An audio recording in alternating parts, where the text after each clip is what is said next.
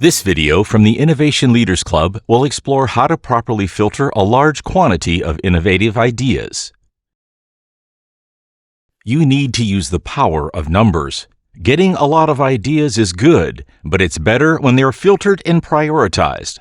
Learning how to manage a large idea pool will help identify the most promising options and will save time and resources by eliminating less viable ideas.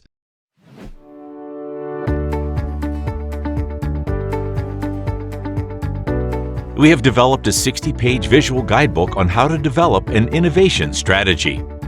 It is a fully illustrated step-by-step guide to building the foundation of an innovation system. Click the link in the description below to download it for free.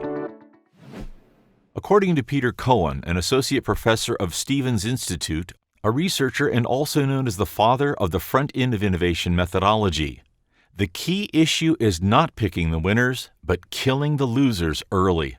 The point here is to not waste time with bad ideas.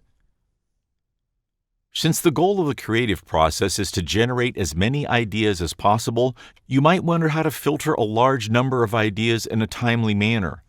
The worst thing you could do after brainstorming is to leave the activity without having sorted out the ideas. If this happens during your creative session, you would have generated a huge problem instead of generating solutions. Therefore, it is usually best to use the same group that generated the ideas to trim them and collect the best ones. To filter a significant number of ideas, use successive filters. The first filters must be fast and efficient. The judgment here is based on sometimes imperfect information, such as business intuition of a group. If you use Post-its on a wall, you could allocate stickers or points to the people in the room so that they will need to spend the points on a certain number of ideas, thus forcing a choice out of everyone. As the process goes on, the filters will be more precise. Then the judgment will be based on refined and rational data such as criteria. Like most innovators, your objective is likely to increase the number of good ideas when holding a creative session. All the ideas can be placed on a normal curve.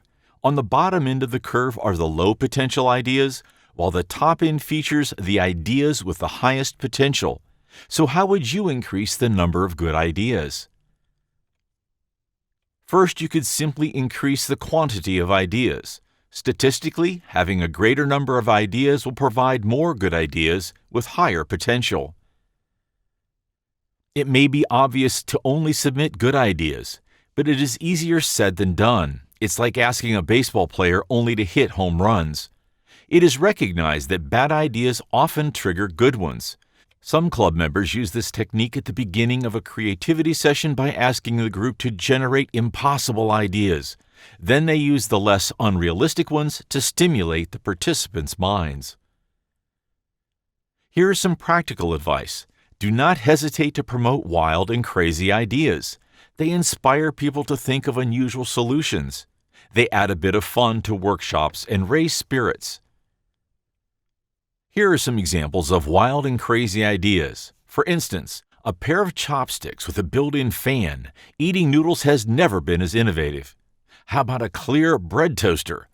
You could prepare your morning toast like never before. Or butter in a stick will save you from having to wash your utensils.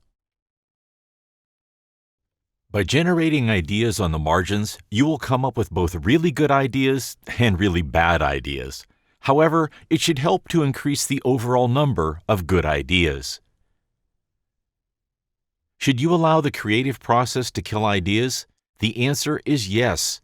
For the process to be effective, some ideas will inevitably be killed during the idea screening and selection of activities.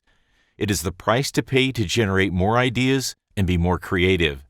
Some members have placed their killed ideas, or rather unselected ideas, in a separate space to revisit at a later time. The truth is, innovators neither have the time nor the need to come back to those ideas. The purpose of parking ideas mainly involves the positive psychological effect it has on the people who generated the ideas.